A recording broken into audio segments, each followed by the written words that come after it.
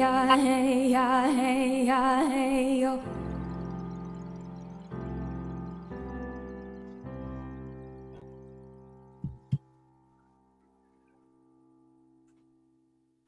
Oh my God.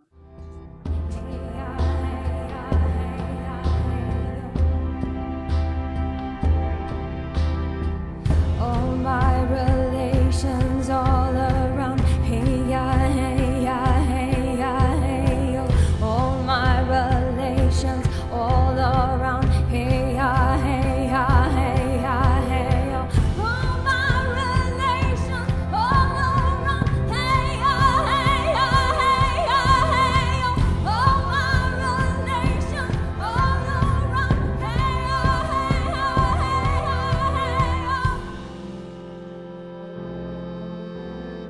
Hey ya, hey ya, hey ya, hey yo.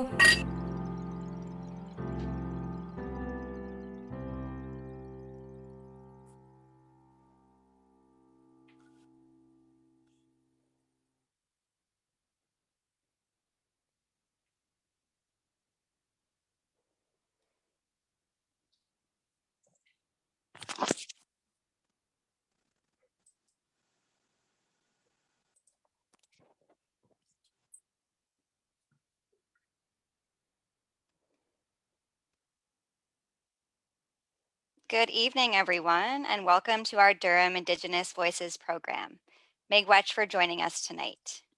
I'm Julia Campbell, and I'm the Adult Services Librarian at the Ajax Public Library. It is an honor to be with you tonight. I live in Whitby and I work in Ajax, and I would like to begin our program tonight by acknowledging that the land on which we gather in Durham Region is situated within the traditional and treaty territory of the Mississaugas of Scugog Island First Nation, signatories of the Gunshot Treaty of 1788 and the Williams Treaties of 1923. The land is and will continue to be home to the Indigenous peoples. I am so grateful to have been one of the collaborators working on this series, and I have learned so much about truth, reconciliation, allyship, and our Indigenous community. Let us engage and celebrate Indigenous communities by being leaders of action in acknowledging the United Nations Declaration on the Rights of Indigenous Peoples and the Truth and Reconciliation Commission's recommendations. Let us move forward with open hearts, kindness, and with respect as a community. So now it is time for a moment of silence.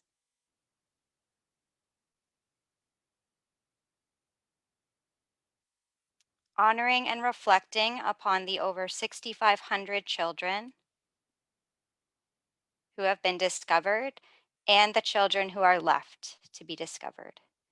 Mourning the lives of all children, families, and loved ones impacted by residential schools across Turtle Island.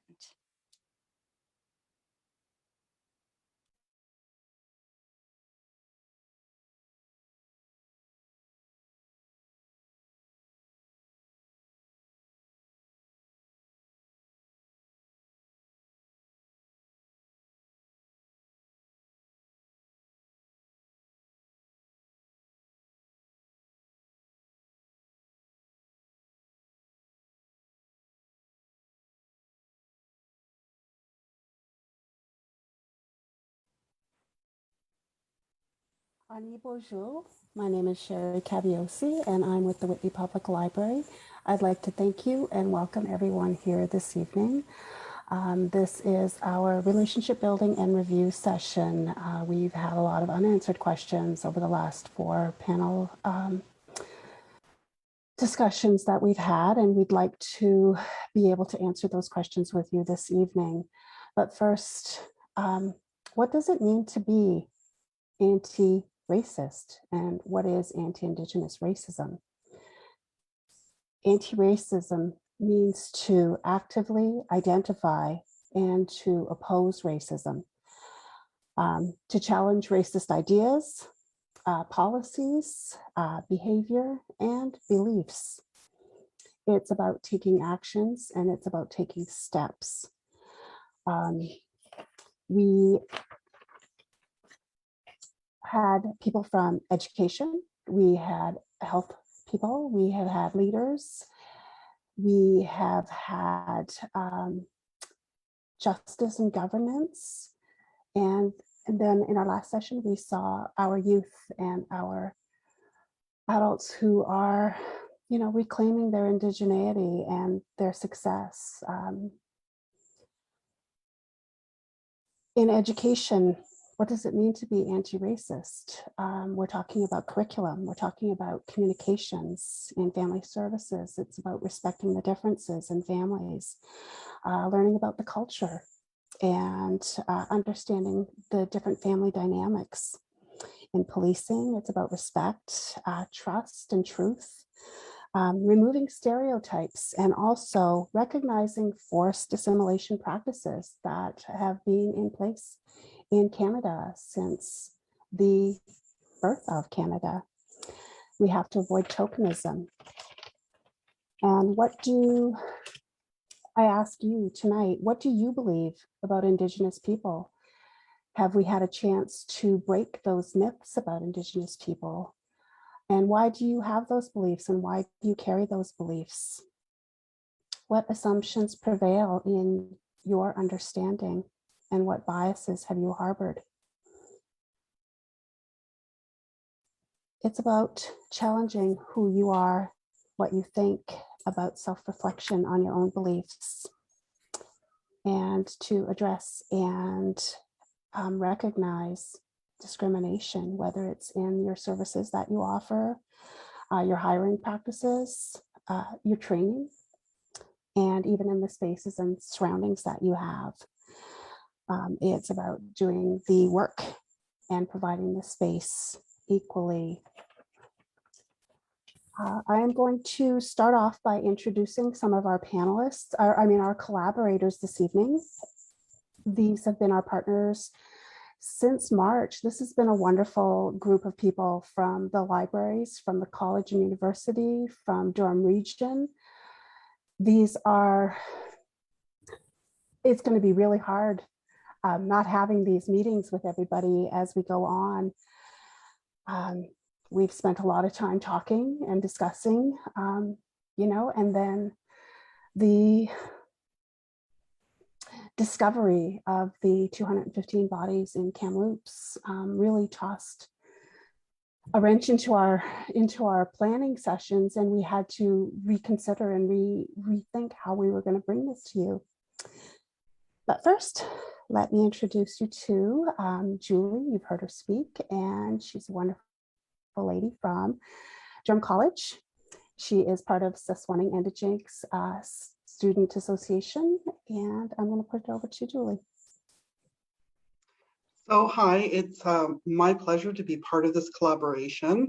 I'm going to introduce myself in the language of this territory, which is Anishinaabe-Moin. So Ani Bojo, Wasanangishkan Indigenous, Nayashing Yuming Indinjaba, Curtis Indinji, Mishikan Dodam, Anishinaabe-Kwe, Badawadamia, Ojibwe, French, and Dao. So my English name is Julie Pigeon, and I work at Durham College's Sasquatch Indigenous First Peoples Indigenous Center. And yeah, it has been my honor and privilege to be part of this collaboration. And I think that's all I'm going to say. I think it's been a wonderful learning experience for everyone. So miigwech Sherry. Thank you, Julie. Our next speaker will be Amanda Banning. She has been the person behind your Eventbrite reminders and the registrations, our posters and promotions. She's also with Sasquatch Indigenous. She works with Julie at the Durham College. Thank you so much, Sherry. Yes, and just to mimic exactly what Julie is saying, it's been such an honor and a privilege to be a part of this. Please allow me to introduce myself in my traditional language as well, which is Anishinaabe-Moin. So Amanda Banning, Indigenous Cause, Fort William First Nations, Donjaba, Ashwan Dunji, Makwa Dodam, and Anishinaabe-Kwe and Dao. So my name is Amanda Banning. I come from Fort William First Nations, which is the Robinson Superior Treaty Territory, but I am such a grateful guest on the Michi-Sagi territory of the Williams Treaties, and getting the opportunity to work at Durham College with so many diverse backgrounds and people in this area, and now to be able to be a part of this collaboration has been such an honor. So thank you so much for everyone and all their hard work, and everyone who has supported us. Thank you so much. Thank you, Amanda, so much for all your hard work behind the scenes. Our next will be Liz Morris. Again, she has been behind the scenes. She has made our Zoom meetings seamless, pushing little notifications to turn our cameras on, turn our mics off. She is so much for all your hard work behind Durham College Student Association. Awesome. Thanks, guys. It felt a little weird to add myself to the camera and add a little spotlight on myself, but Sherry couldn't have said it better. That has been my role in this program, being a little bit of the tech behind the scenes, and I couldn't be more proud to be working with such an incredible group of collaborators. And overall, it's been an incredible experience that I'm so grateful for. Now, you usually only hear from me when there is some tech troubles. I may be participating also in the panel tonight, so I look forward to speaking to you guys again. But for now, I'll go back off and allow you guys to continue the introductions. Thank you so much. I'd like to introduce my coworker, Mallory Dawson. She is our outreach librarian here at the Whitby Library.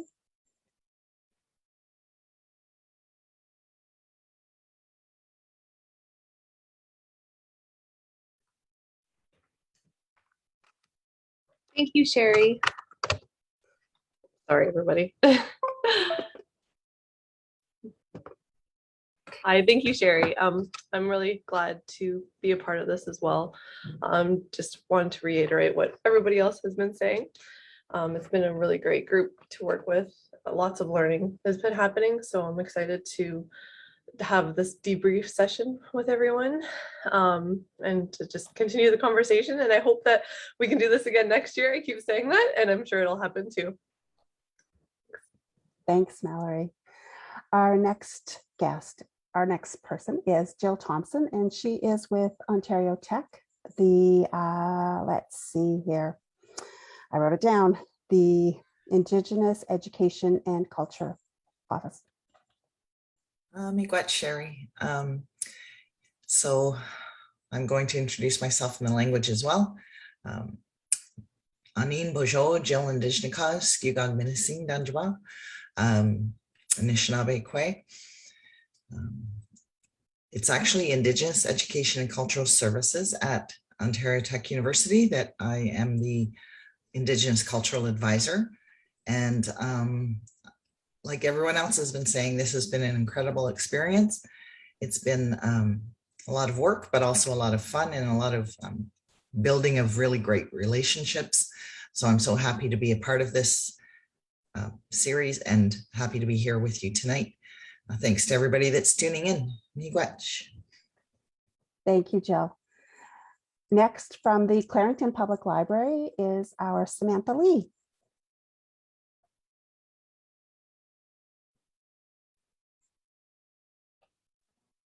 Hello, everyone. I'm very grateful to have this opportunity to join this wonderful event. It's a great learning experience for myself personally and professionally.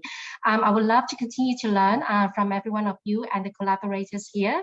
And I would also like to bring all my learnings back to the public library so that we can continue the journey with everyone in the Clarington community. Thank you. Thank you, Samantha. Next is Jennifer Clark. She's been hidden behind the scenes often. She has been moderating on our Facebook feed. Hi, thanks, Sherry.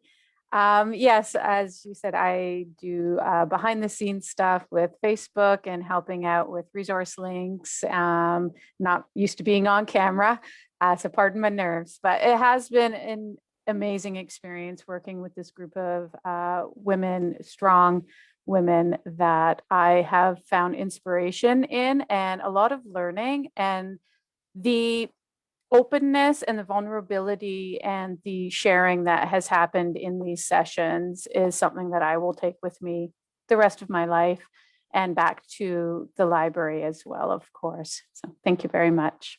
Thank you, Jennifer. And Jennifer Gardner, also from the Oshawa Public Library. Thank you, Sherry. Hi, everybody. Good evening. My name is Jennifer Gardner. I'm the manager of community engagement and programming and outreach.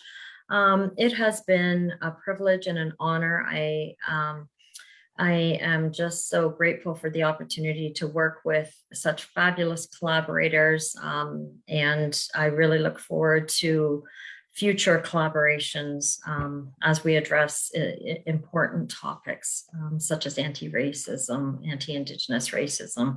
I want to thank everybody, and it has been an amazing learning experience. So miigwech. Thank you, Jennifer.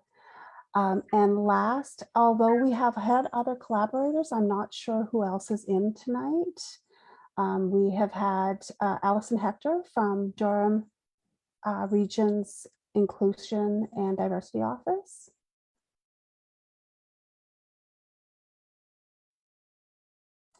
And we've had Emily Tuft from the Ontario Tech as well. And she's with the library with Catherine Davidson between the Durham College and Ontario Tech Libraries. Alyssa. We have Alyssa. She's here. I'm going to get Alyssa. Oh, sorry. Thanks, Jill. And last, we have an email list of over almost 30 people that we collaborated with regularly. Emails went out regularly. And tonight, our last one I'm going to introduce is Alyssa. She's going to moderate our questions today as well. And Alyssa is at Ontario Tech and works with Jill. Thank you, Sherry. Hello, everyone. Ani Bojo, Alyssa McLeod, Indigenous, Nipissing First Nation Donjaba, Toronto Donda, and Anishinaabe Ndau. So I introduce myself in Anishinaabe. As I mentioned, my name is Alyssa McLeod, and I currently work with Ontario Tech University as the Indigenous Community Engagement Coordinator. And I started this position in March of this year. So it's been such a great honor to kind of walk into this role with this group of people. As Sherry mentioned, it is going to be very weird just to not be gathering and meeting on a weekly, bi-weekly basis, but we've established a great community. And I'm sure we're all going to keep in touch. And as it's been mentioned, there might be future opportunities to bring forth these educational spaces for everyone. And thank you for everyone for tuning in. It's been such a great experience for all of us to come together and provide this opportunity for learning, reflection, and building relationships. It's been an honor. So thanks everyone for tuning in. And yeah, that's my introduction. I'm not sure if we have other introductions to get to, Sherry. Let me know, and I can go on with moderating. I don't see anybody else on the feed, on my panel at least. So if I'm missing anybody, okay, I'm going to hand it over to Alyssa.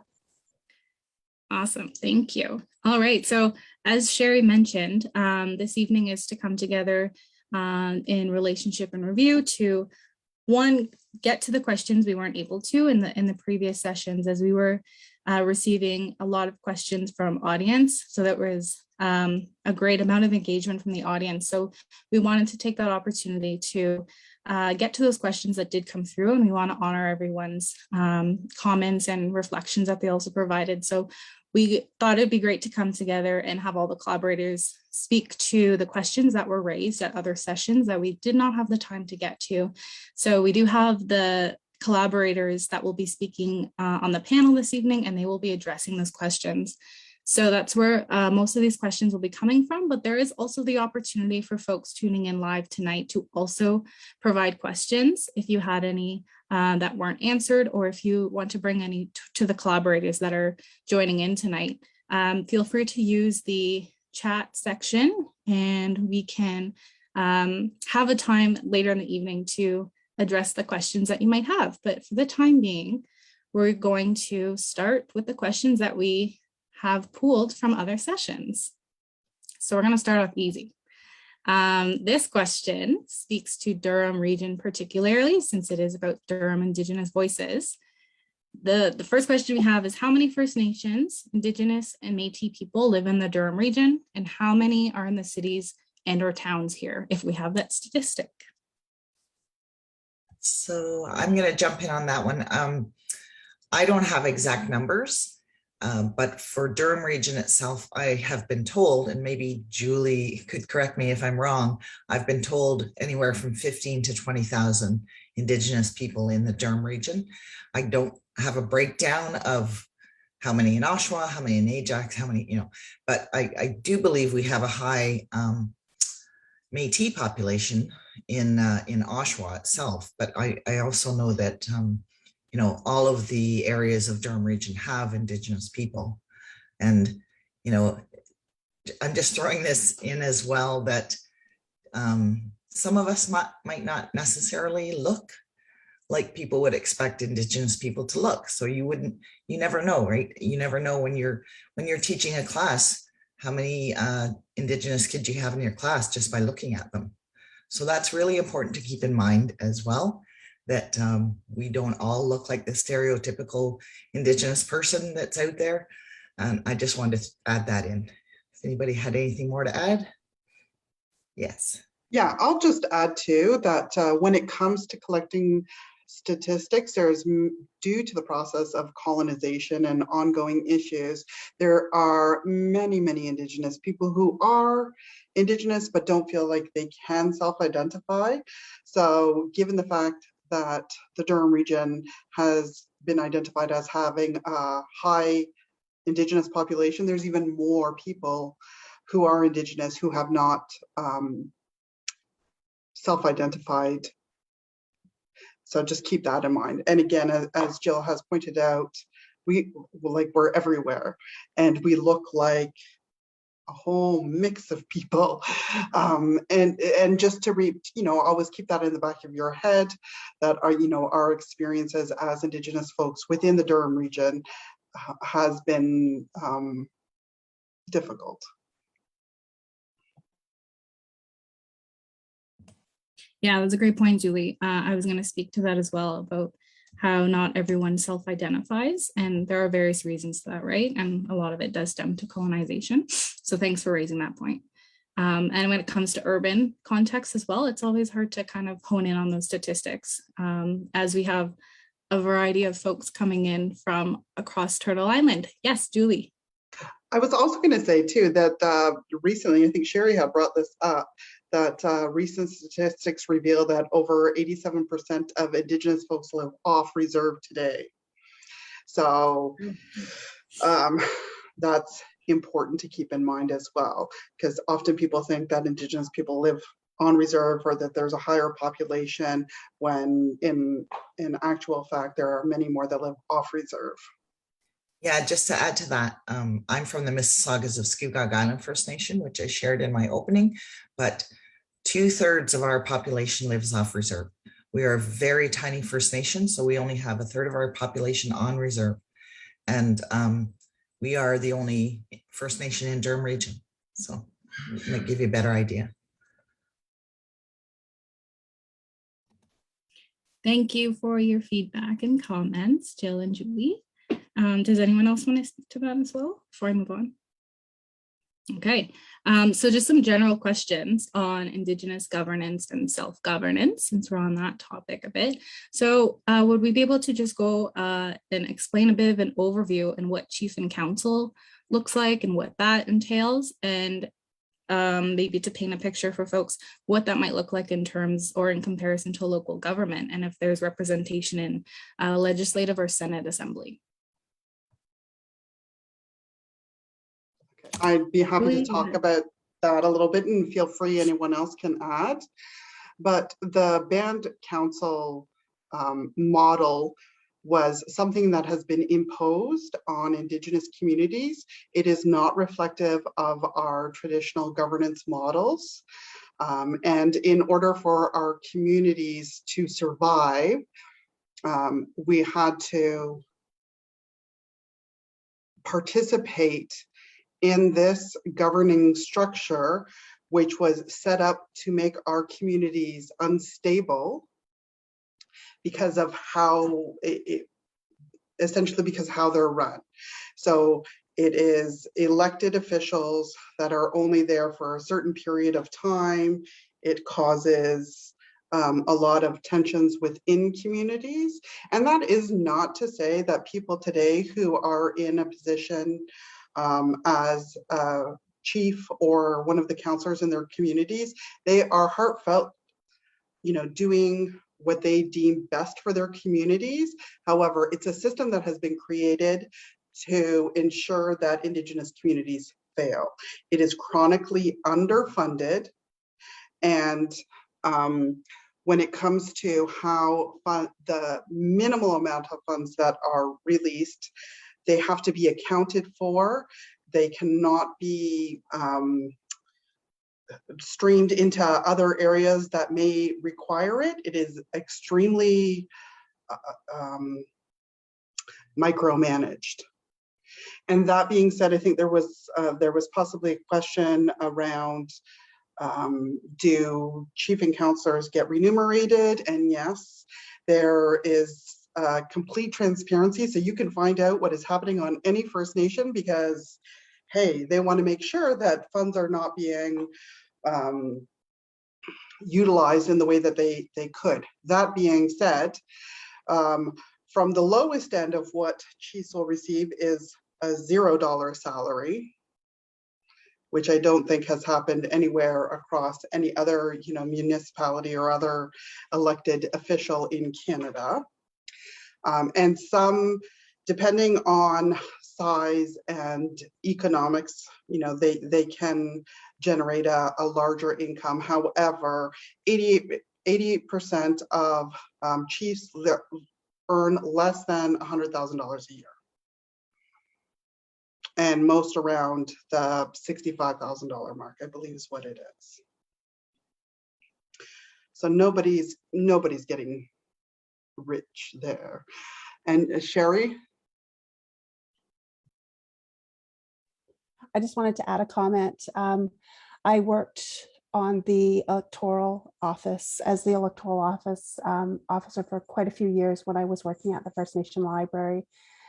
And one of the things that many people don't know is that at the time, a lot of those off-reserve members that, you know, 88%, 87%, 80, whatever it was, they had no say in what was happening on a First Nation. And it wasn't until the Supreme Court of Canada passed the Corbière decision that First Nations off-reserve members actually had a vote and a say in what possibly could, you know, in the future make a difference to their children, or if they ever move back to the community. And it gave a little bit more power to off-reserve members, which is a good thing. You know, but it's a very small percentage, as Jill said, 1/3 of the community is living on reserve.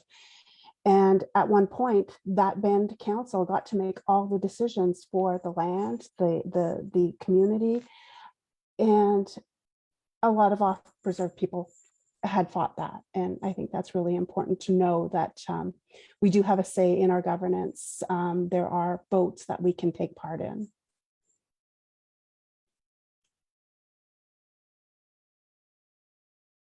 Was there another part of that question, Alyssa, that was missed? Or is it another question coming up? The second part was, how are First Nation community bands represented in the Legislative and Senate Assembly?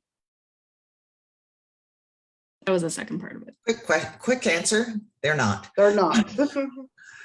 And that being said, I think what is really important to remember when we're talking about self-governance when it comes to Indigenous communities is that Indigenous communities have the right to self-govern, that we have signed treaties as sovereign nations, meaning we have jurisdiction over our own affairs. Yet this is not necessarily happening across all areas of Turtle Island. But we do have jurisdiction over ourselves.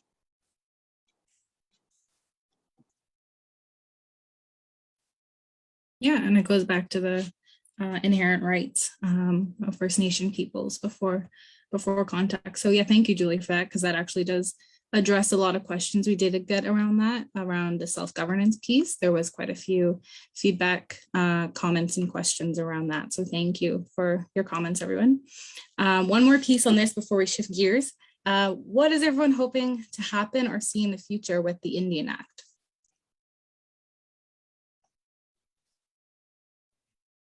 Well, I can start. Go ahead, Sherry. Yeah. Let me just, I would like to see the definition of what an Indigenous person is taken out. It should not be a blood quantum, and you shouldn't be taken off the, as a status Indian under the government because your mother married off reserve, or you're now the child of a mixed couple. Nowhere else do you lose your citizenship because you are now somebody, you're half and half, and now you're a quarter or something. And I think that's a real issue. We have a lot of Native children now who are overlooked because they don't have status.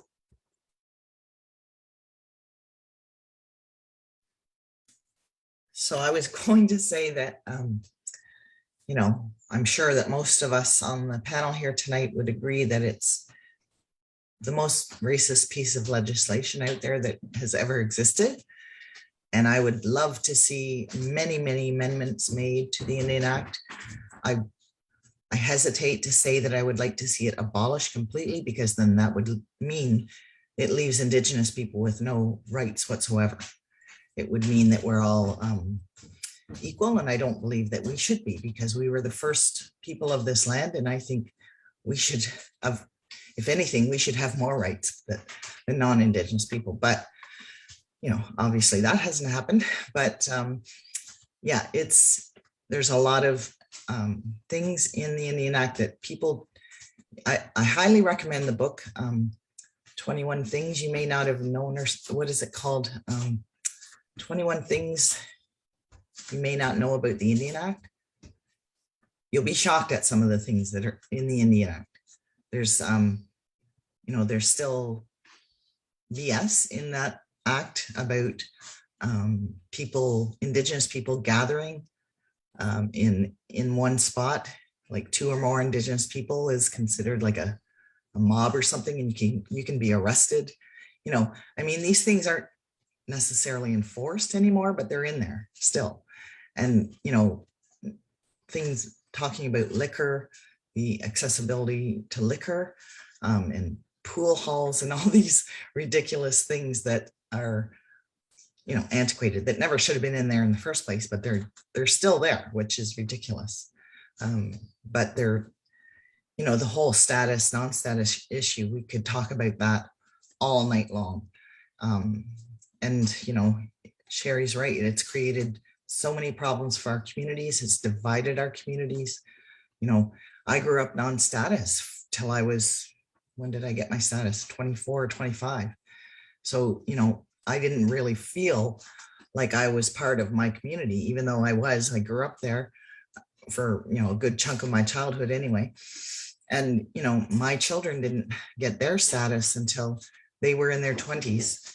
And it's because my mom married a non-Indigenous man and she lost her status. So she couldn't pass it on to, it's a whole bill C-33. I could go on and on, but, that affected my children's childhood and their identity growing up as well. So it's a huge issue. It's a very contentious issue, and I'll just leave it at that. Very much. Thank you. Yeah, go ahead, Julie. I was just going to chime in for a moment and just say, the Indian Act itself was created for the sole purpose of controlling Indigenous communities and ensuring that they were counted, so you knew how big the Indigenous problem was. And so when it comes to status is created, and again, this is created by an outside government. So Canadian citizenship is not determined by the US. And status Indian should not be determined by the Canadian government. So if we recognize that the Indian Act was created as a tool to control Indigenous peoples and communities with the ultimate goal of complete termination,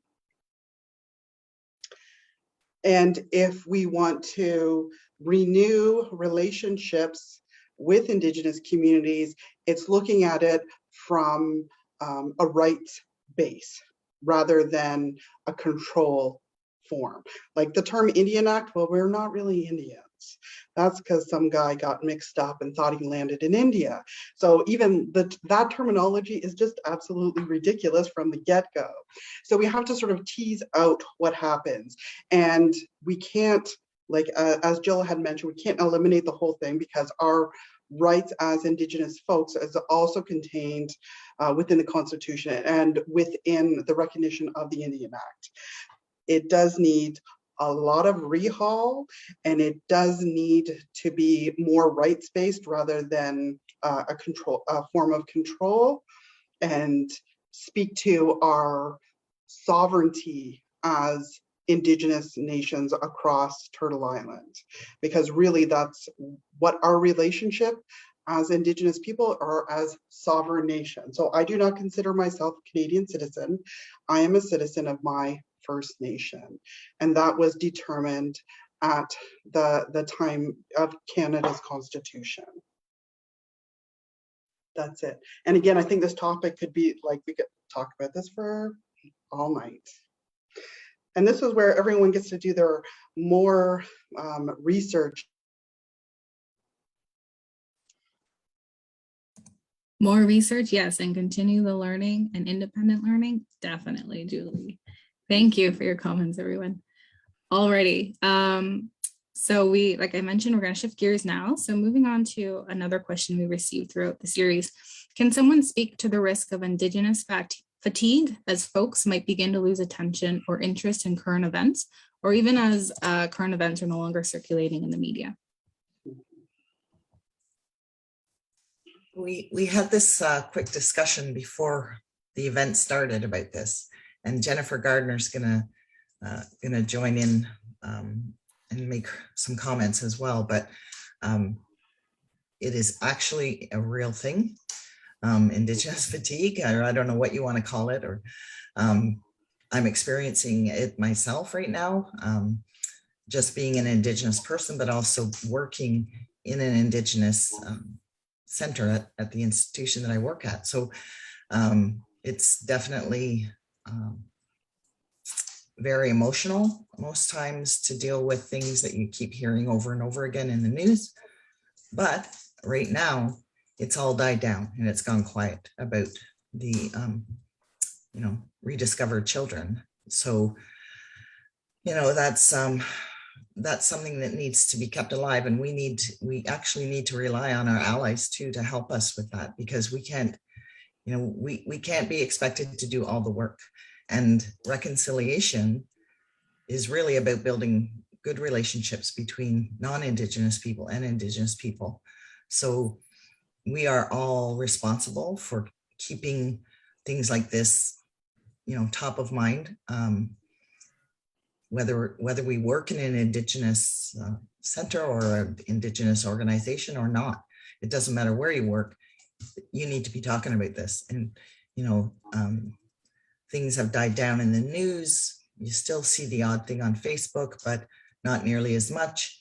And so, we have to keep it going. And I think Jennifer wanted to add some comments. Oh, thanks, Jill. Yes, as Jill mentioned, we were having some thoughtful discussion prior to tonight's program in and around Indigenous fatigue. And, as a non-Indigenous person and watching the news, I share in the shock and the horror. And I think all of us as Canadians share in that. But I think, when we're talking about allyship and time for allowing Indigenous folks to have that sort of thoughtful reflection and granting grace, I guess, in the sense of, like we were talking about, we often will turn to our Indigenous colleagues for their expertise, you know, on policies or on land acknowledgements, for instance, or on pieces of legislation, or just, you know, not legislation, but you know what I mean, like things that we want to do in our organization to build more inclusive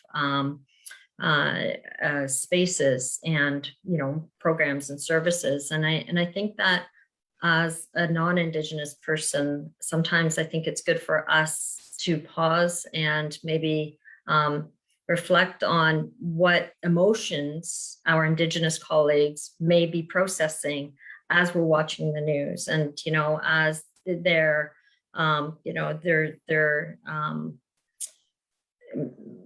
there could be some familiar relations or relatives that have gone through the residential school systems that, you know, we may not have that experience, but our Indigenous colleagues do. So when I think about Indigenous fatigue, like it's, you know, it's, I think it's important for all of us to respect and have empathy towards that. I think that's really important.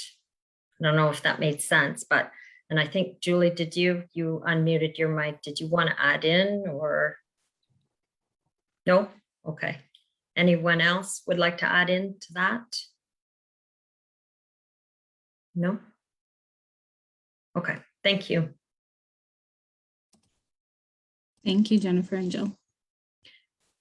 So the next question, we got a few questions around cultural appropriation. So how can we increase awareness and support Indigenous artists, avoid commodification of Indigenous culture, and navigate the line between cultural appropriation and cultural appreciation? Sherry, go ahead.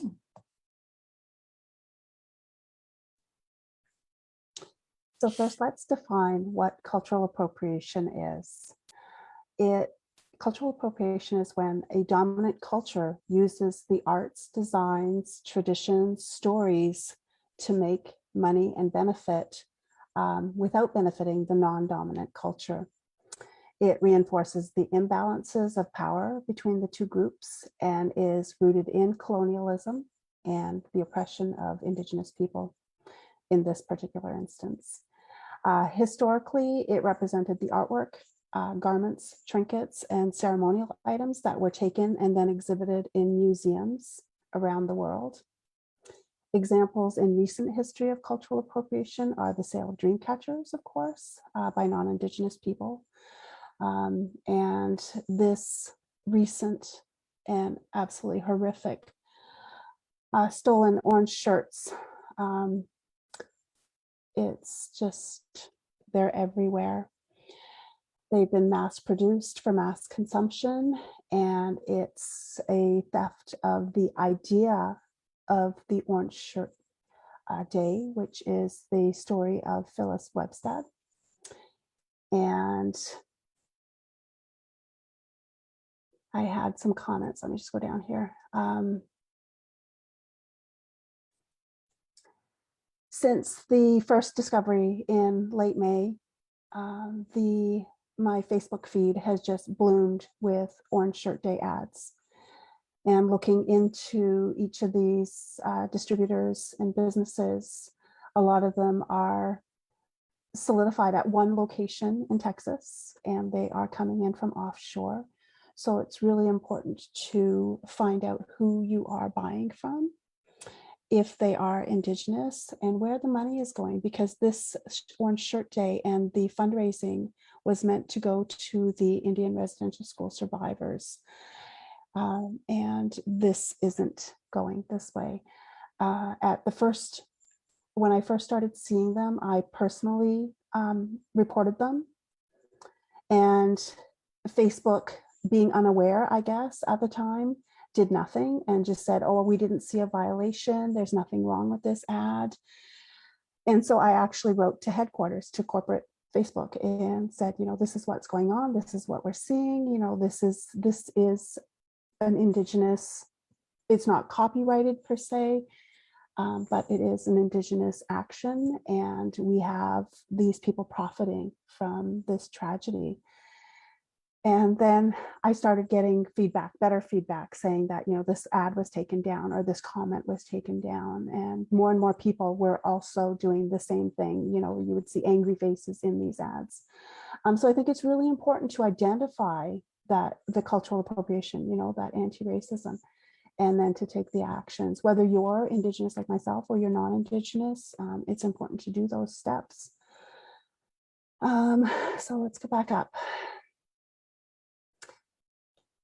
Let's go down. So we can also look to the Bohemian Aesthetic, which is a theft of so many different cultures. The boho, the fabrics that they're using, the feathers that they put in their hair, the headdresses they wear to Lollapalooza. That's cultural appropriation. They do not understand the culture. They do not understand the significance behind these items, and it's basically tone deaf. We also see it in architecture, design, medicines that have been taken without giving the recognition back to the Indigenous people who founded those items.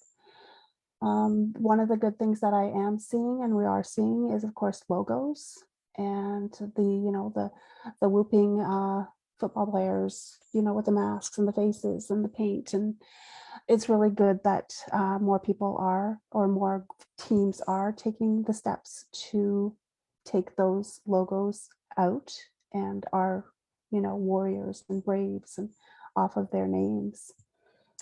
So what is cultural appreciation? Well, it's the honoring of the arts and the cultures and taking time to learn and to interact with the Indigenous people that they come from. There are many Indigenous people you have met in our 4 sessions. You have met Inuk, you have met the Inuit, you've met Micmac, you've met the Anishinaabe, you've met the Haudenosaunee. Is that how you say it? Somebody correct me. Haudenosaunee. Yes, I saw it. So many different groups across Canada with their own beliefs, their own structures, their own art, their own language, their own music and stories. And these are things that have been taken. So we really need to understand and learn from those. And it's about mutual respect.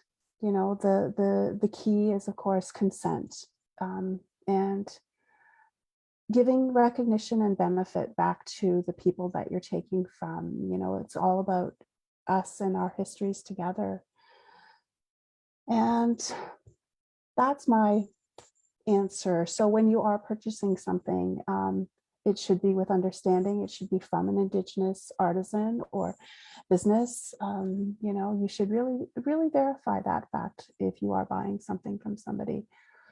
And it's nice to see a lot of things coming back and being repatriated back into the tribes and groups that they're from. Thanks, Sherry. Julie, you want to comment? I just want to make one comment because I hear this a lot. When people are looking at the vendor booths and they see the price of beaded items and they want to negotiate a lower price. Beading is an extreme art form and it takes a lot of time. Consider if you're going to purchase something that is beaded, that is a luxury item and you are going to pay the price of a luxury item. And I really want to honor those people who bead, because it does take such a tremendous amount of time and work. And that's why the price of good beaded work is a lot, because it is a luxury item. That's my bit. I just wanted to chime in. I know both of these ladies have already kind of touched on this, but what I get asked a lot is, if I'm a non-Indigenous person and I'm wearing moccasins, does that offend you? Or if I'm wearing beaded earrings, does that offend you?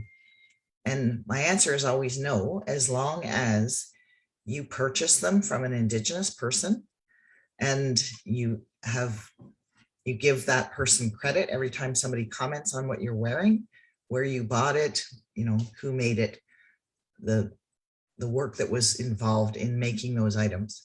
And so we're not trying to say you cannot wear, you know, moccasins or beaded earrings, or, you know, that's showing appreciation. You think that these are beautiful items, which they are, and so that's great, and you're willing to pay for them. That's great, but make sure that you know who you're buying from, right? And I think the other quick piece I was going to say was, and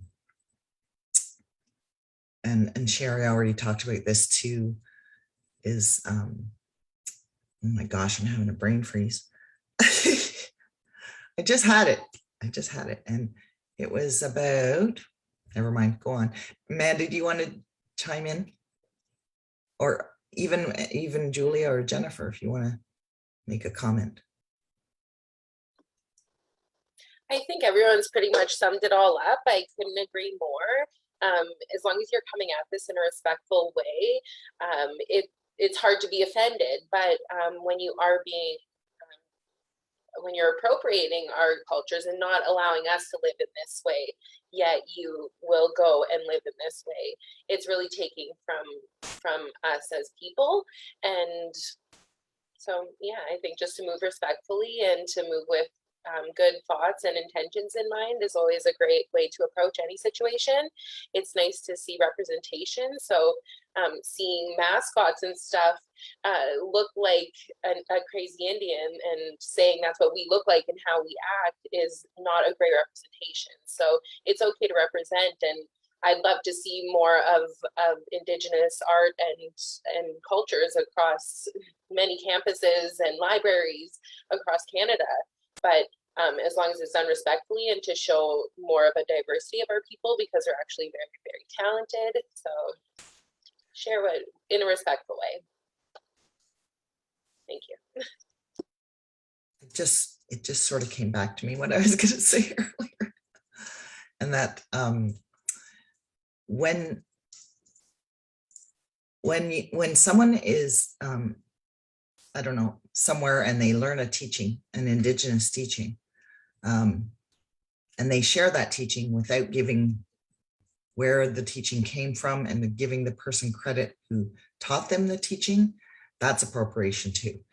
And especially if you are getting paid to do that, you're benefiting, you're gaining financially by somebody else's teaching, by an elder's teaching, a traditional teaching that has been passed down for generations. So that is definitely appropriation.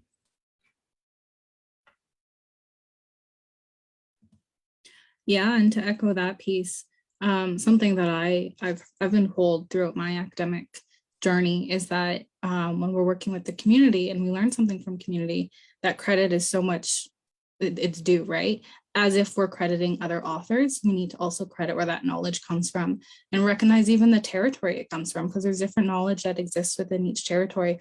That's why I'm a strong advocate of learn and look and seek out what exists locally. There's so much knowledge locally. There's so much knowledge in the Durham region, but there's also so much knowledge in Ontario in general, and acknowledging that across Turtle Island, there is that diverse talent and diverse skill set in all diverse fields of everything, right? So just like we've been doing throughout this series, honoring the excellence that exists across Turtle Island and giving that recognition and that credit when credit is due. So I couldn't agree with everyone and what they have shared already. So thank you, Miigwech.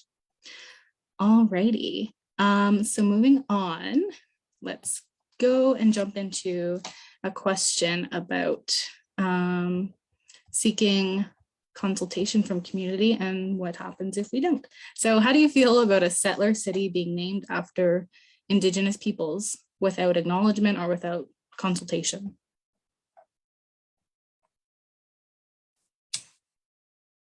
In a way, that's almost a form of appropriation, right?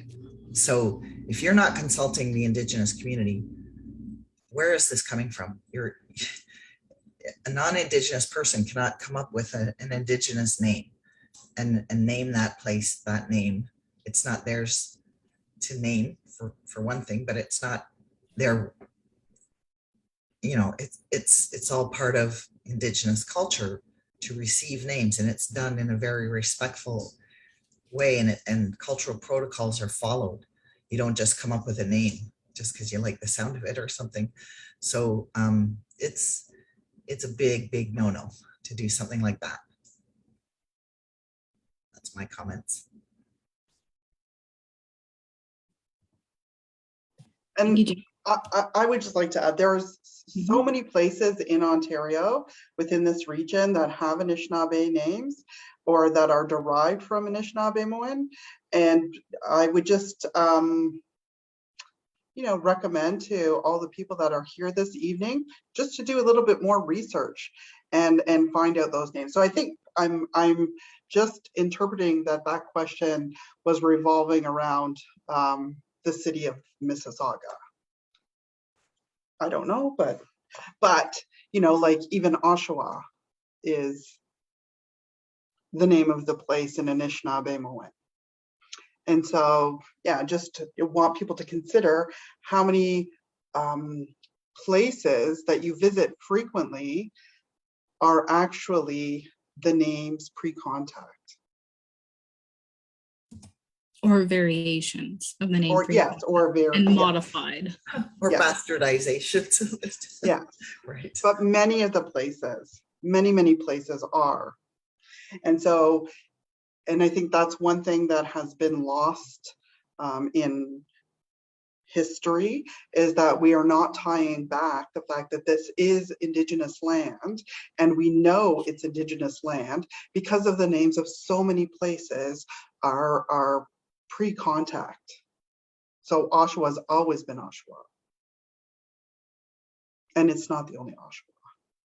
There's two other Oshawas.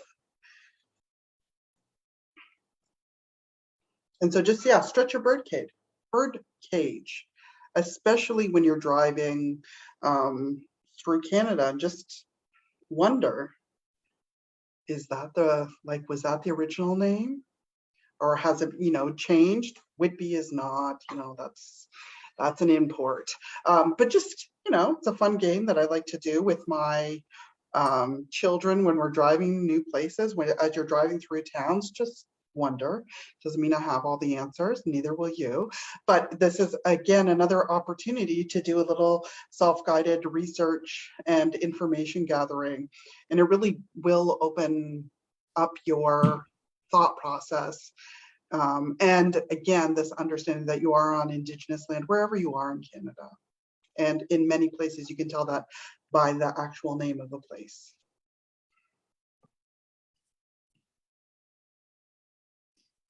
Yes, thank you, Julie. Interesting enough, similar context. I was listening to a podcast recently, and it was speaking to the origin of Sasquatch and how that story came to be. It came from a First Nation community in BC, and it came from a word within the community, but the individual that had heard it had anglicized it and made it more English version. So there's a podcast in it, and if you want to hear more about it, I suggest you look into it. I think it's The History of Canada. It's on really any podcast player. But yeah, that was an interesting story just to hear the context of where Sasquatch came from. And again, that's it goes back to the stereotypes too, and how there's different land-based kind of creatures that have become relevant to Indigenous communities, but there's no connection to it or how it came that way. There's always a story, there's always an origin to different teachings and why things are the way they are. So seek them out, they are up there. All right, does anyone else want to add to that? If not, I will move on to the next question. What are folks here hoping to see from members of the Catholic Church?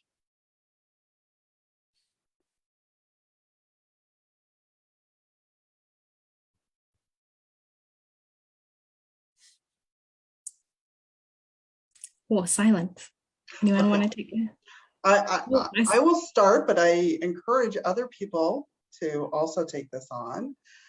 But that they're to pay up the compensation from the Truth and Reconciliation Commission from those findings. They are supposed to pay, I believe, an additional $24 million, which they haven't. All the other churches have.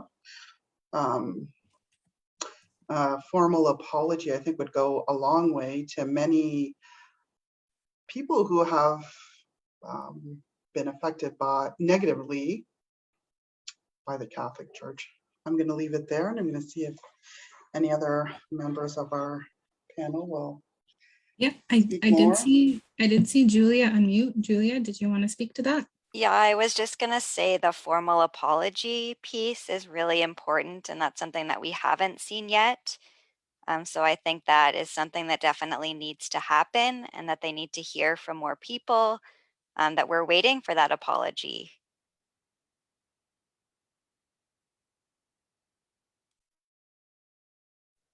I just want to jump in too and say, like, I know, like, I personally can't convince the Pope to apologize, but what we can do is, if you are Catholic, to go to your parish and talk to your priest and petition them and petition the community and put pressure on them.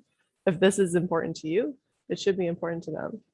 And that's the only way I think that we can make the change. So, and also, I feel like the 94 calls to action, they're very personal. They're not just for the government to take on, and they're not just for the Catholic Church to take on. They're for all of us as people who live here. So, as if you are a member of the Catholic Church or not, I also encourage you to just read them, the 94 calls of action, and maybe just choose even one to start with, because 94 seems like a lot. So pick one and start there. You can just start small, but just to make a beginning is what's important. I'd like to just add to Mallory's comment. I've recently gotten more involved in TikTok since our library's TikTok went viral. And one of the things that I've seen is there's quite a bit of native TikTok happening, and I really like that. And what you can do as non-Indigenous people is, if you're on TikTok or social media or anything, is once a day, post one of those 94 actions, put it out there to your friends and just say, you know, here are the call to actions for the TRC. If you want to put on fake makeup and ears, bunny ears, you go for that. But you just get that message out there as well to your friends.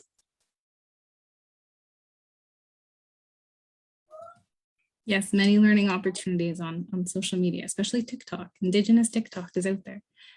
Samantha, I saw you unmute. Did you want to say something? I just wanted to add on Mallory and Sherry's point. I wanted to echo that I'm still learning. I'm new to all of these. As a newcomer, like I come here for only a short period of time in Canada. But I wanted to say that when you guys share the actions, you really need to start from small baby steps, small steps, and ask the question, what can I do? And maybe just ask some simple questions. Why?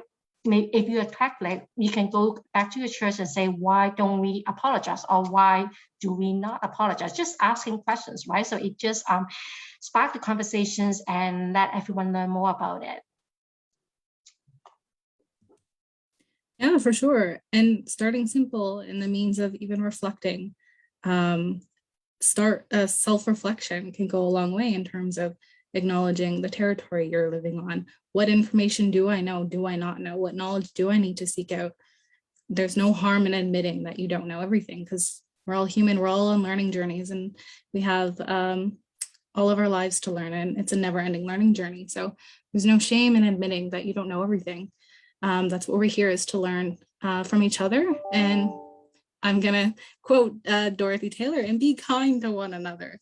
That goes a long way. So thank you everyone for your feedback on that one. Can I just jump in for a second? Sure, yeah, go ahead. I put a thumbs up to Sandra because I really liked what she just said, and now I can't, oh, okay, it's gone. I was trying to get rid of it.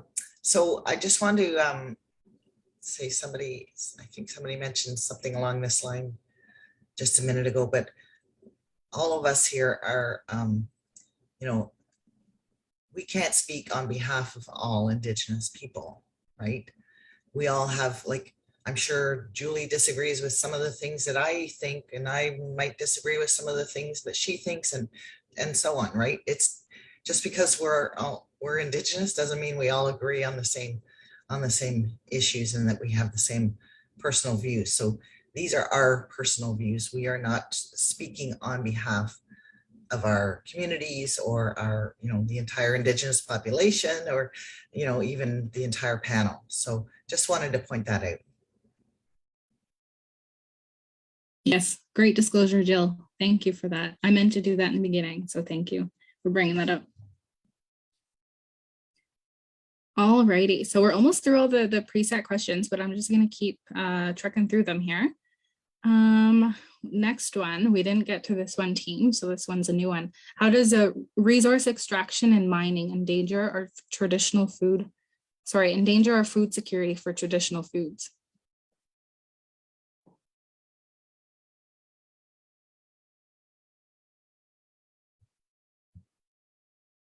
Sherry, yeah. I'd just like to say that this really should be an election issue. I know it hasn't been brought up yet, but food scarcity is going to be a real problem. The pandemic has already proven that there's going to be a scarcity. The continued pandemic has already risen prices for food. And we just can't keep developing, and we can't keep mining, and we can't keep ripping down forests. Each of these things has a purpose, and that's one of the things that that the Indigenous have always done, whether it's, the East Coast or the West Coast. We have been stewards for the land.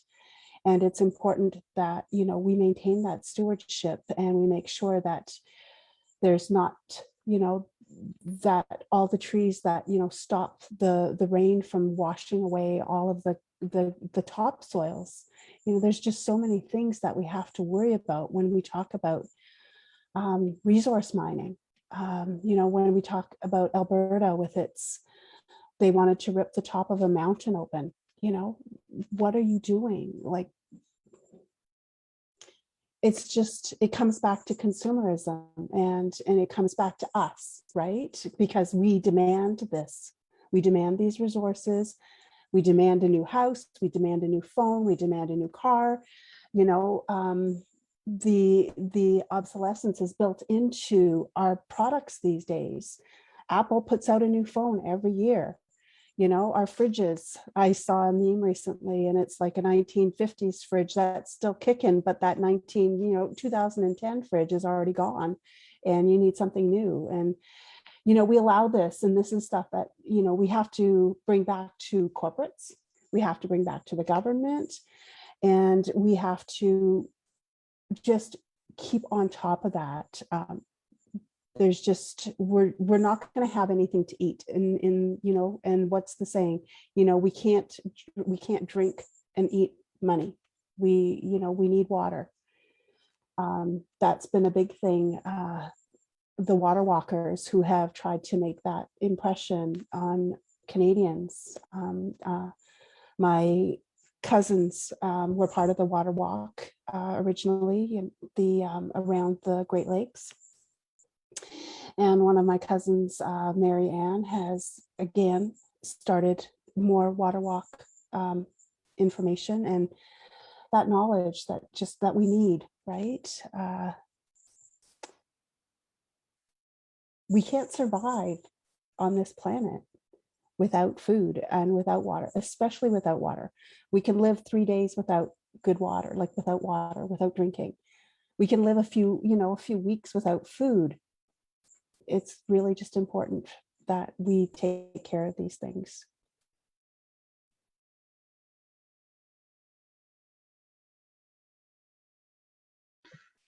I'd just like to add just a little tiny bit.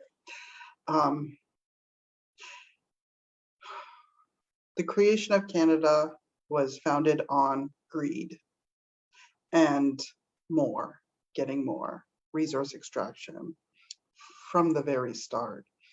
And just because we have the capability of doing things doesn't mean that they should be done. So when it comes to resource extraction,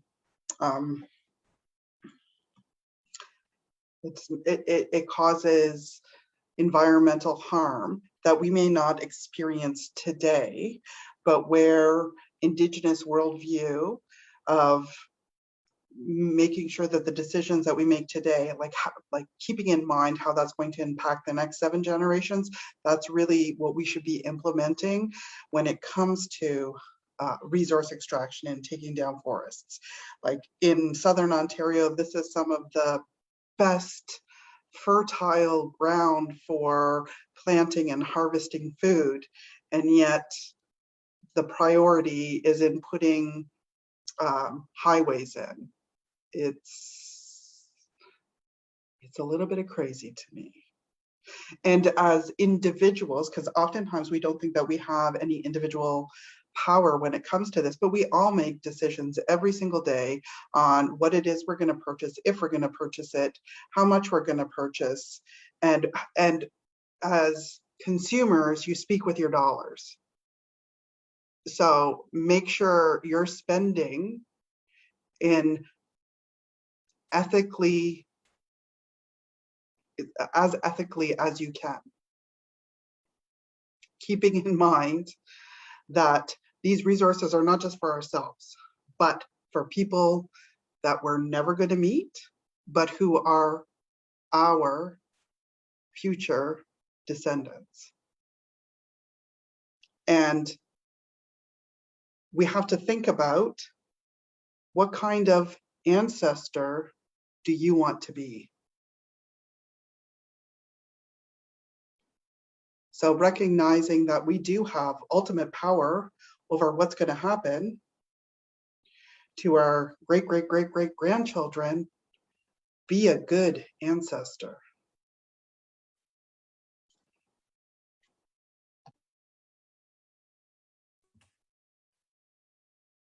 Thank you very much for that.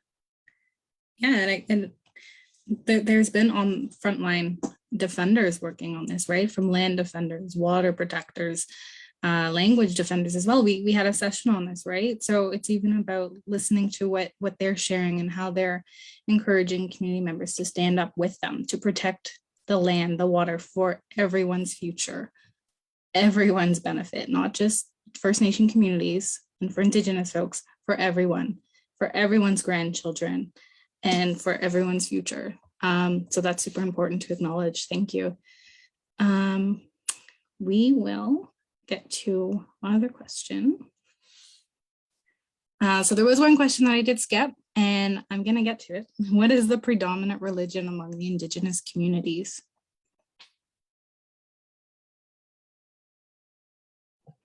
I think Jill just touched on this already. We are not a homogenous group with homogenous spiritual practices. And so who knows? I think it depends on where you are and what church infiltrated your community. Like I know on my First Nation, there are not very many community members, but there's certainly 3 different churches on one corner. So, again, it depends on where you are. So there's no predominant one.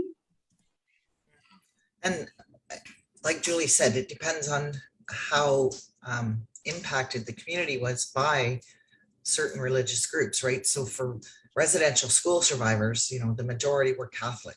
And so there's a lot of Indigenous Catholic people out there. They might not necessarily, you know, agree with what's going on, but or agree with them even running a residential school to begin with, but they were brainwashed basically to believe that their beliefs that they were taught in those schools. So most residential school survivors are religious, but there's plenty of Indigenous people who would prefer to be referred to as spiritual and who follow traditional spiritual ways and ceremonies and so on. And I think that's becoming more and more prevalent in our communities, as you know, we're learning more about what was lost in residential school is now coming back.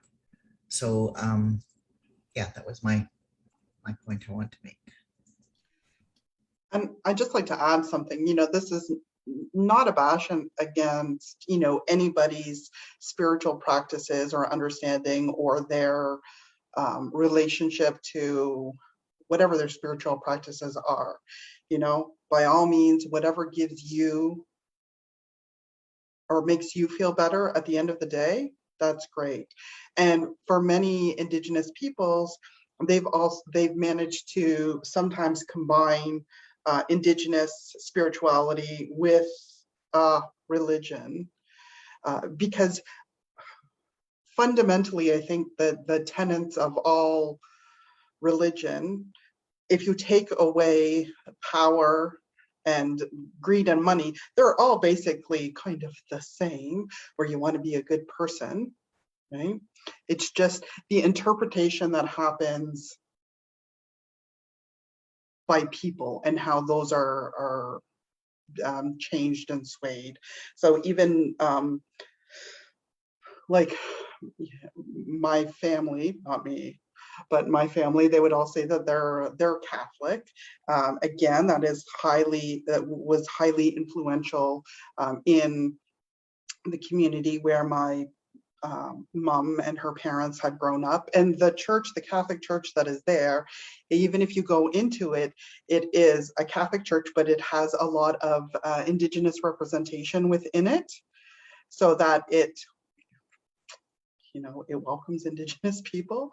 And even when my grandfather passed, you know, they had drumming, they had smudging ceremony, they had, you know, so it's it can sometimes be a blend. And again, whatever works for you, whatever makes you feel good, whatever makes you be kind, then all the power to you in whatever way you see fit. Just be a good person. Thank you, Julie. I like how you both touched on the spirituality aspect of it. That was also one of the reasons I wanted to bring it up again, is because when I was in school, a lot of questions and kind of misconceptions I would hear from different community members or different non-Indigenous community members was they didn't understand the spirituality aspect in terms of the overall holistic well-being perspective. And I think there's a lot of misconceptions around what that spirituality aspect is.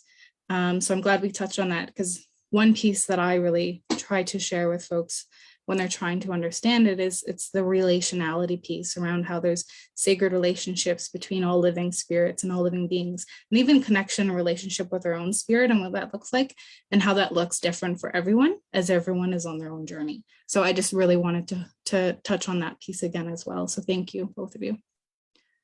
All righty. This one's a great question, and I want to jump into this.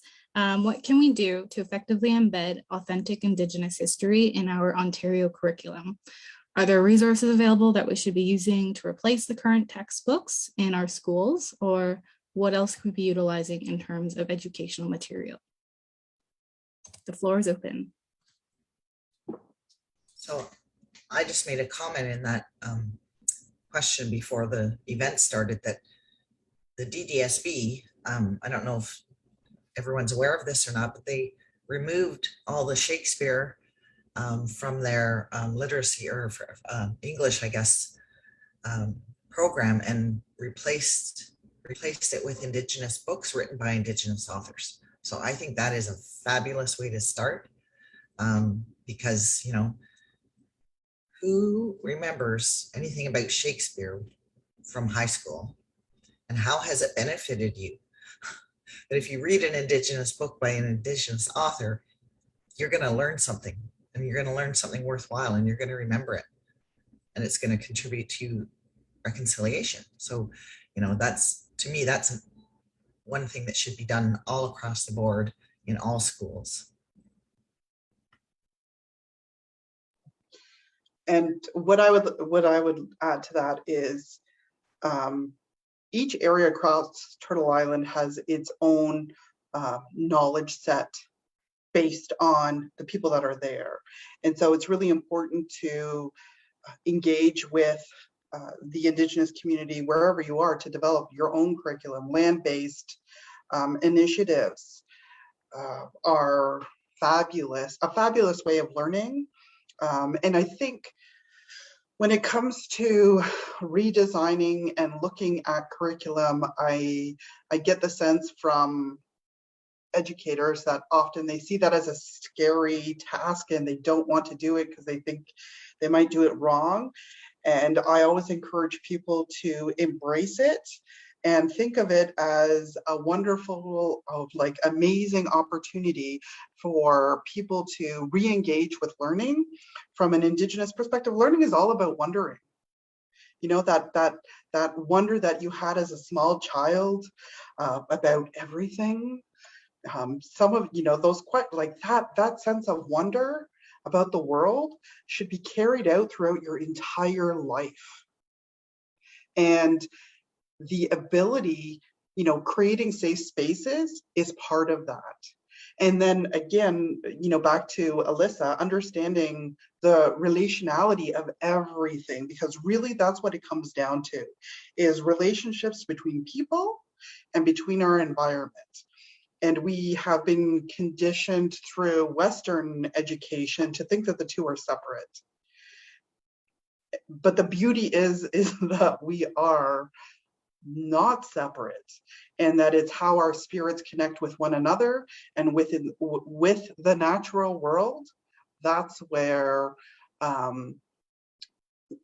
well, really the important learning happens, is that journey of self-discovery and understanding and continued wonder.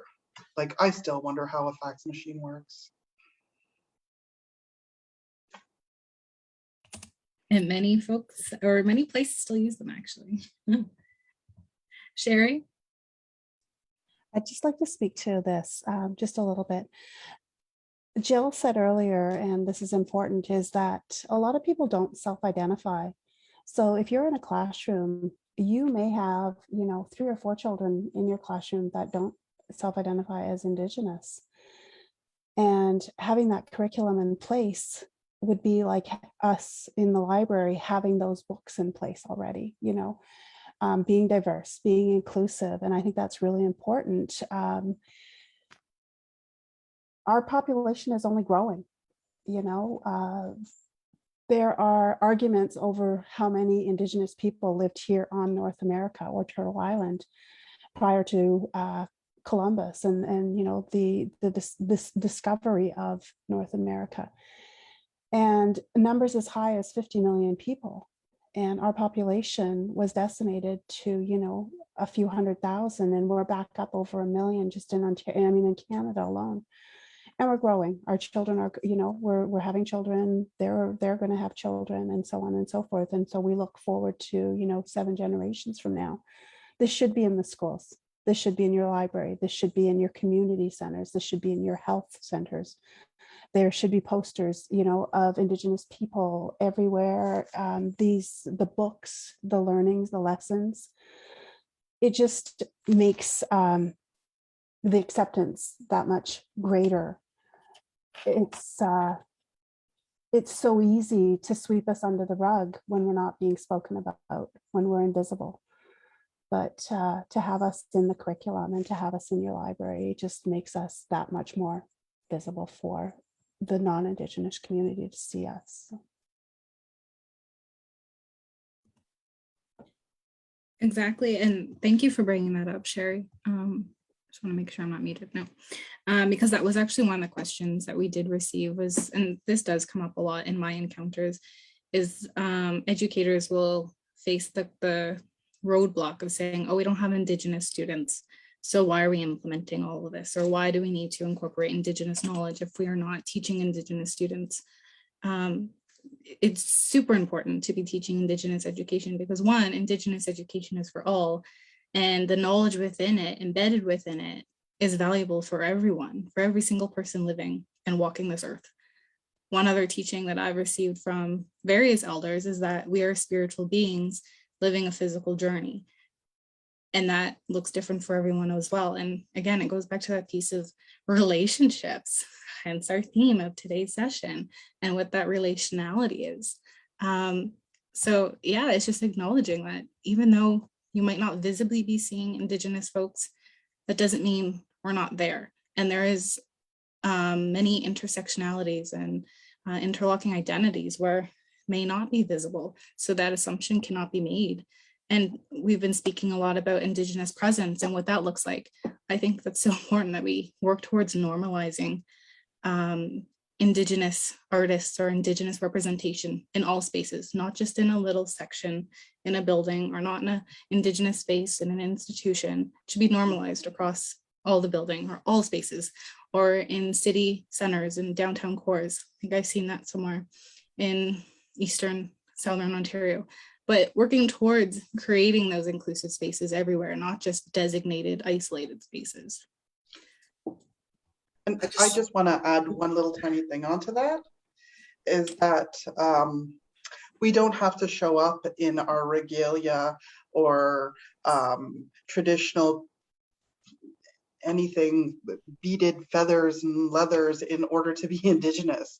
That Indigenous people are not relics stuck in history, that we have always adapted, and by no means had contact not happened would we still be living exactly the same way.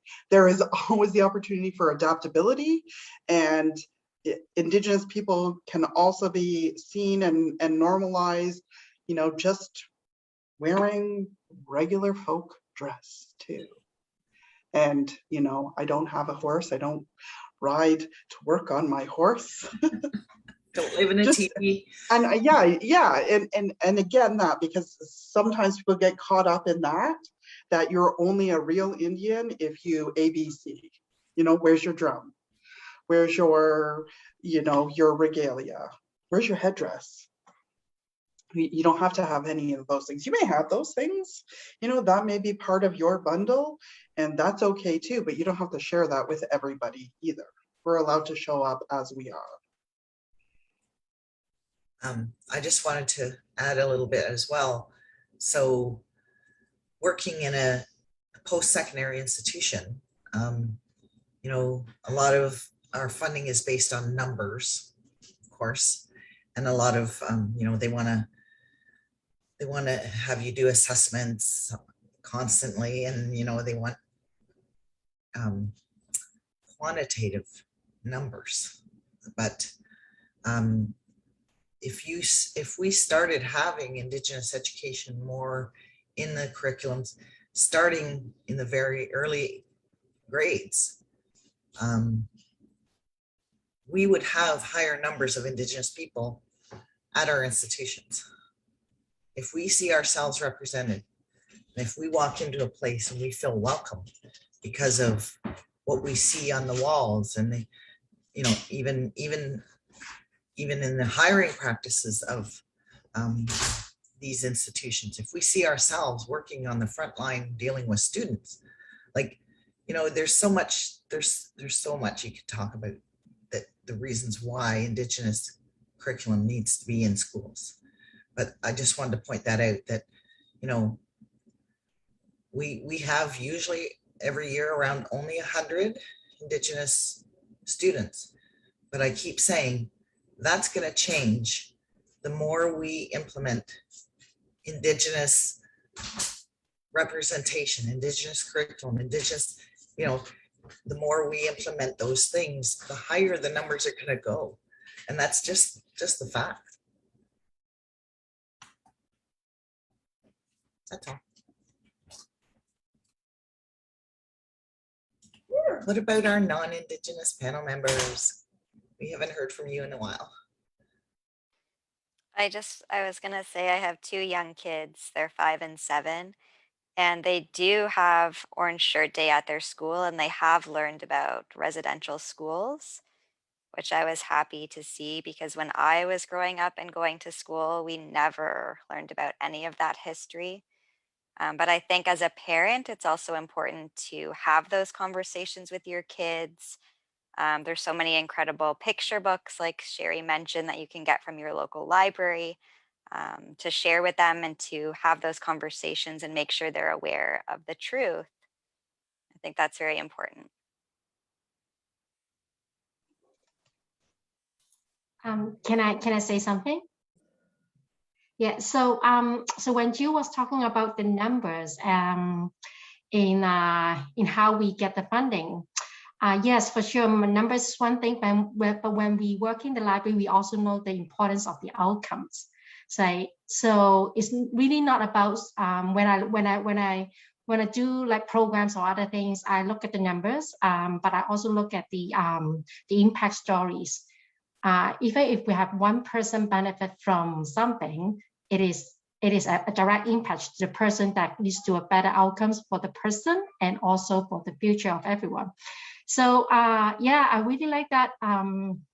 We bring that up, and also I would also want to say that some of the things, it may not be it's not measurable or visible immediately. For example, a great example is the quality of relationship we have with each other, and this is one of the most precious things I learned through this collaboration too.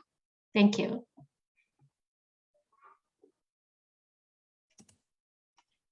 Thank you for that, Samantha. Yeah, just to actually further that, that's a good point to make, and how there's different ways of measuring, whether that be success or outcomes within not only the Indigenous community, but how you're approaching things. And I think it goes down to values and what you're trying to measure, what you're trying to get in terms of the outcome. But I've gotten that question a lot too, is how to measure Indigenous success, or how would you say Indigenous success is framed? And that looks different for everyone, and there are different ways to get a measure on that, and there's no one way to do that. So one good way is to get feedback and ensure there is that representation as we're speaking to today. Thank you, Miigwech. I did Can get I a just comment. add to that? Yeah, of course. Can I just add to that? Many of us here, my partners are from the library, Jennifer, Julia, and I forgot to mention Jessica Trini earlier. She was with the Pickering Library, and she started with us very early on in this group. But one of the things that's happening in the library world is decolonizing the catalog, and that's really important. Jill talked to it about, taking Shakespeare out of the curriculum and adding in Indigenous authors, and it's about stopping the perpetuating of white supremacy and white patriarchy. It's not just white men who write books, and it's really important that the libraries and the schools are doing that kind of work now. So, and maybe Julia or Jennifer can speak more to the whole aspect of decolonizing the collections. Thanks, Sherry. Yes, I think, we've been very methodical and very thoughtful in looking at our collections, from a holistic perspective. And we often will look at, what are we displaying? What are we promoting with our library members?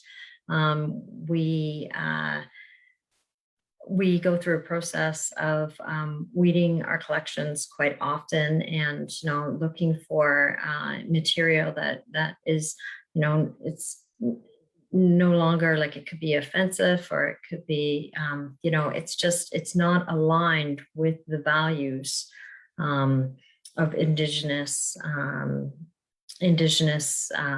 cultures today. And so I don't know, Julia, if you want to add in anything from Ajax's perspective.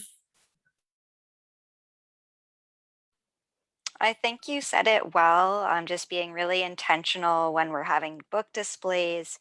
Also in our programs, if we have a story time, choosing Indigenous authors. When we're making selections for book clubs, making sure that Indigenous authors are included there, and also our programming, like events like we've been offering to the community tonight, this whole series. I think in all of those ways, public libraries are making a difference.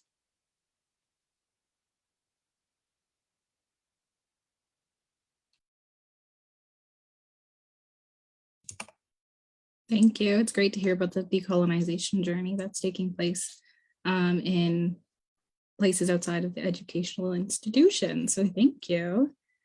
I don't know if others saw the question come through the chat here.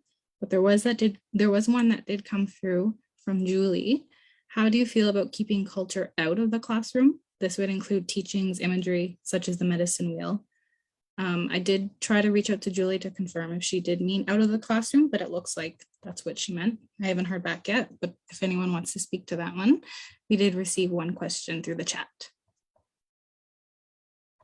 I'll speak to that. I think historically what has happened within the classrooms is that Indigenous people have been made part of this fantasy, and by only looking at things like the culture, that continues to keep us as historic figures. What Indigenous knowledge has to offer is so much more. So I personally do not believe that there is a space in our educational systems to be teaching culture, because that's not the spot for it. If we have Indigenous students in the classroom, they should be receiving their cultural teachings from the appropriate people, which would be traditional knowledge keepers and elders within their community, not in a classroom. So I would be upset if I had heard that one of my children's teachers were teaching them cultural aspects within the classroom, because it doesn't happen, or in my experience, it doesn't happen for other cultures where they're teaching the culture, right? The culture should be taught by community, in community, for Indigenous kids. There's so much that Indigenous knowledge can offer that doesn't touch on culture. And that's what needs to be taught and highlighted within the classroom. However, I would just like to add one thing. The teachers should be bringing the elders and traditional knowledge keepers into their classrooms to teach that too. If they do want to teach the culture at all, Julie's right, they should not be teaching it themselves, but bringing in those people that can teach it and that are appropriate people to teach it is welcome. Yeah, I would add it's about building those partnerships and bringing in Indigenous people, Indigenous elders to teach students within education, within the schools. It wouldn't be right for teachers of, non-Indigenous teachers to be teaching the cultural values and the cultural ways when they don't have that in their blood. So I think it's really truly it's about partnerships and building those community connections. Yeah, it's not theirs to teach.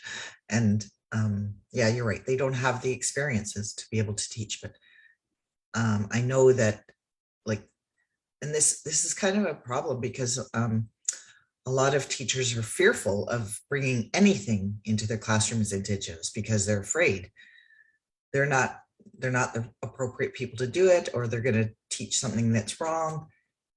And again, Jennifer, just like you said, those relationships, reach out to those elders and those traditional knowledge keepers to find out if they can come into the classroom and teach it, or if whatever they're doing is appropriate or not. Sorry, Mallory.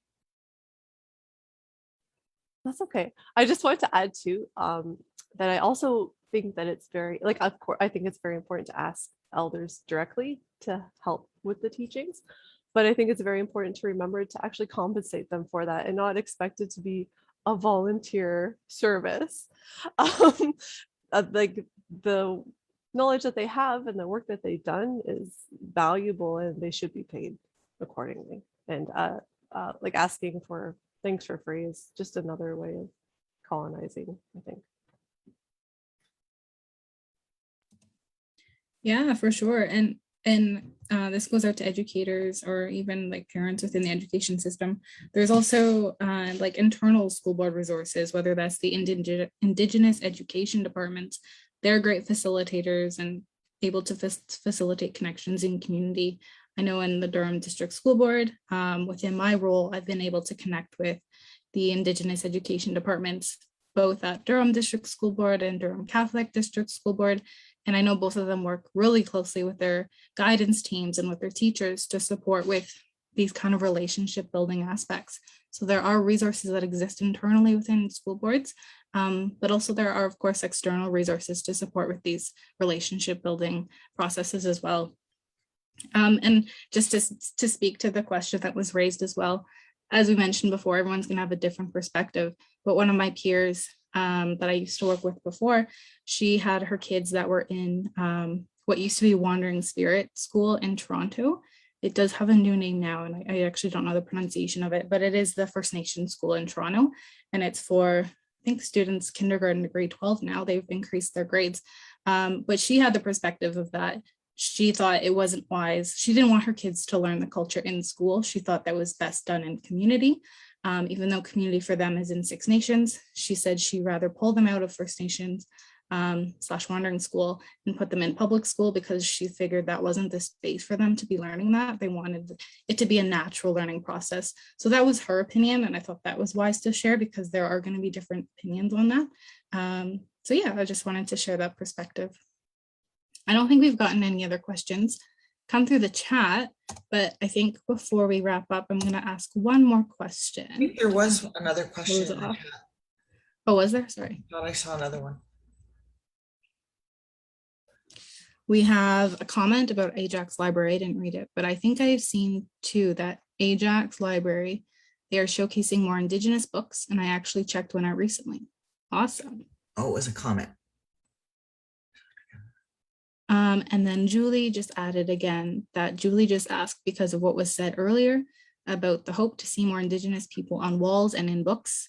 Some could misinterpret to mean that they could bring in the culture. Fair enough.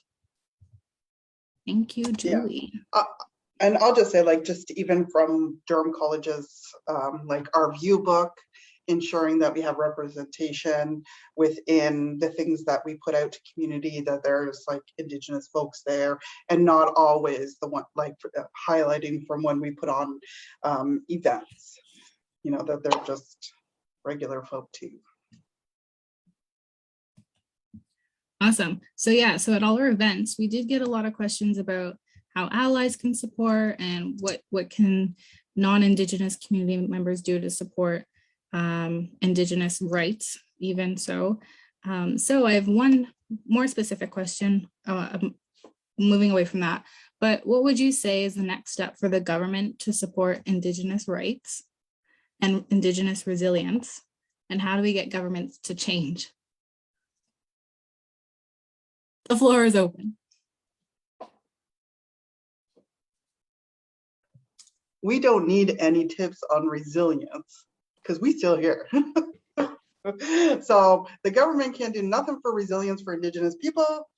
We're still here, despite, you know, hundreds of years of assimilation policy, genocidal policies. We're still here. We don't need any tips on resilience. We got that one down pat because our ancestors ensured that our path would be that they would create a path for us that was going to be as easy as it possibly could be. And it really hasn't been a hard one, but that's because we come from, I dare say, kick-ass ancestors. Now, I'm sorry, what was the other part of the question? What can the government do, or what is the next step for the government?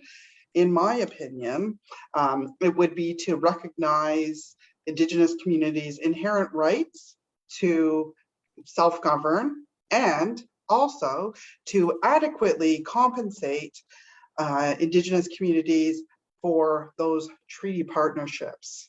We all know that there's inflation again, and the rental portion of those treaty agreements need also to reflect the changing economic times. That's my opinion. That's all I'm going to say. I'll open the floor to other folks.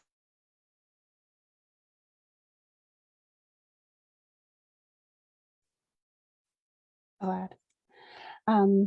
Again, it's an election issue this year. I think it's important that we ask our candidates what their views are and what their platforms are regarding Indigenous people and Indigenous issues. It just, I feel threatened at times by some of the political parties that would just continue to oppress and, you know, take and continue taking from the Indigenous people. I wanted to add something to what Julie was saying, and now it has blown my mind. Yeah. There's just so much that we need the government to do, and we need them to honor the treaty rights.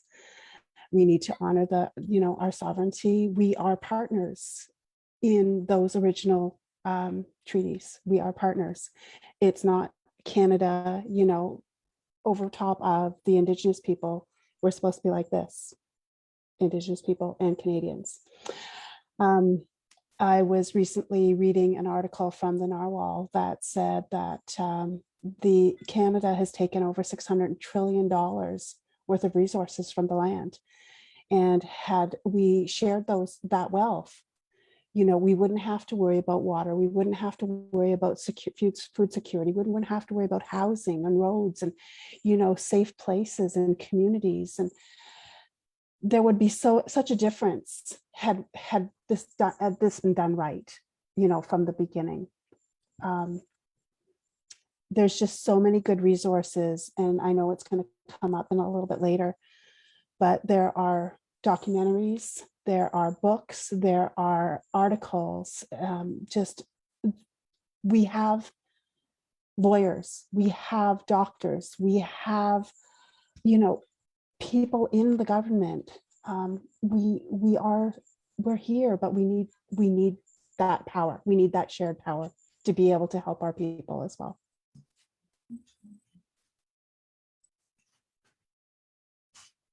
I totally agree with what's been said so far.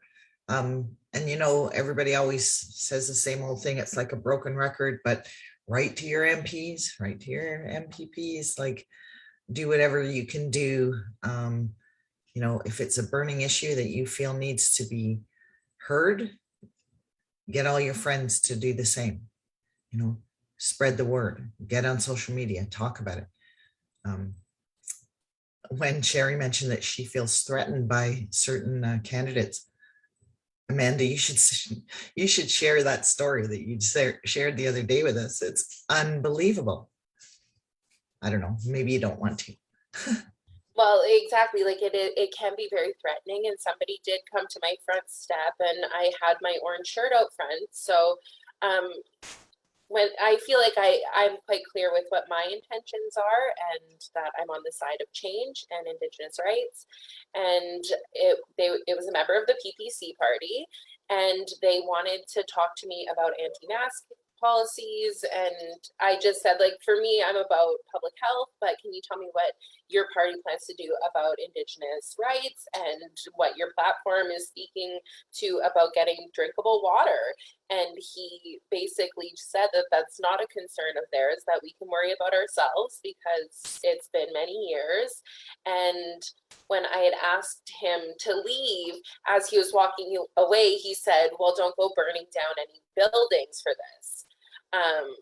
To which I totally do not believe that Indigenous people are burning anything. I do think that the churches have a lot to hide, so they have a lot of incentive to burn them themselves and to put it off as if Indigenous people are doing this. So of course I did say that to him, but as a young woman, have two males come to my house to try to promote their purpose, I shouldn't have been left feeling attacked and like they were coming for an argument. And these two were Caucasian males who felt like their argument was more important than the questions that I had for them. So it was really disappointing to see, especially as somebody who's new coming into understanding politics. I've grown up within First Nations communities, so I never really thought it mattered that I voted, and I never really knew much about politics. So as I've gotten older and learning more about it, I was really interested to hear what their viewpoints were, only to be met with that. It was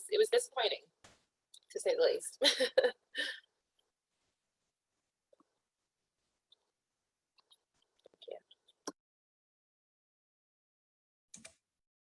Oh, I'm sorry to hear that was your experience, Amanda. That's awful. And thank you everyone else for your input as well. I was going to ask one last question. It was more so kind of actionable for everyone tuning in, how they can support. And Jill, you signed up for this question, but anyone can answer it. But what charities or organizations do you suggest that folks tuning in can support? So one of the obvious ones, because of what's been happening recently, is the Orange Shirt Foundation. And, you know, as was mentioned earlier, that's any proceeds from selling the orange shirt should be going to the rightful people, which is the Indigenous residential school survivors. But I know that there's a ton of other great charities out there, but I just wanted to highlight that one because September 30th is around the corner. So. And just to piggyback on what you just brought up, Jill, there's also the Legacy of Hope, and they are a charitable foundation that focuses on making sure that the appropriate educational resources are available to schools, libraries, personal people. They also have programs that are in support of intergenerational trauma, the people involved, whether it be survivors or family of survivors. So the Legacy of Hope is a great one too, where 100% of the proceeds go back into Indigenous communities and Indigenous services. Awesome, thanks. Does anyone else have anything they'd like to mention? I'm also going to plug in to support local. There's a lot of grassroots organizations that are doing a lot of work on the front lines that don't always necessarily get advertisement as much as the bigger organizations. So just some random plugins I'm going to do here is Toronto Indigenous Harm Reduction does a lot of work to support residential schools living on the streets that are houseless. There's also Revitalizing Our Sustenance, which is out in 6 nations. They're doing a lot of food sovereignty work. Trying to think what else I can do. There was a bunch of organizations that I was following along not too long ago, but those are a couple that you can start and build off from there. There's a lot that you can connect with, even just from looking at those ones and beginning your own independent research, and just seek out local organizations, grassroots that might not even rely on government funding, that are doing their own fundraising initiatives. And if you're looking to support, you can even invest your time and your energy. That can go a long way as well. Alrighty, and without further ado, I do believe it is time to hand it over to Jennifer to do our closing for this evening.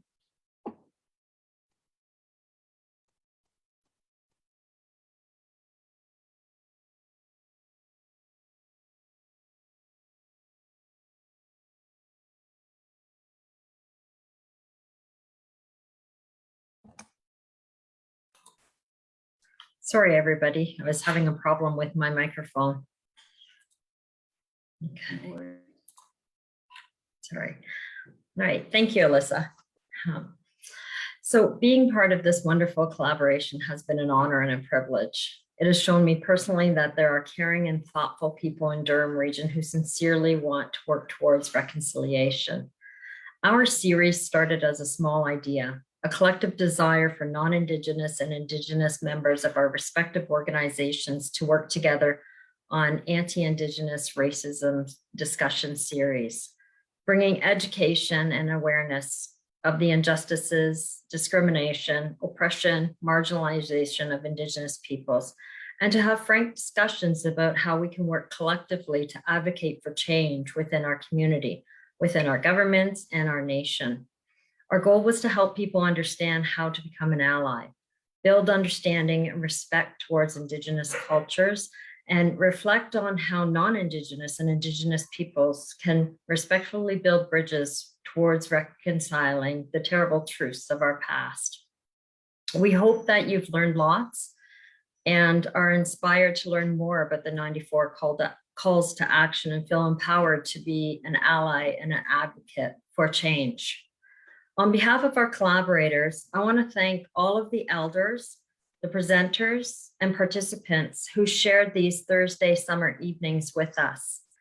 I am inspired, and I'm humbled, and I'm grateful and hopeful from this great experience. and I look forward to more Indigenous speaker series collaborations in the future.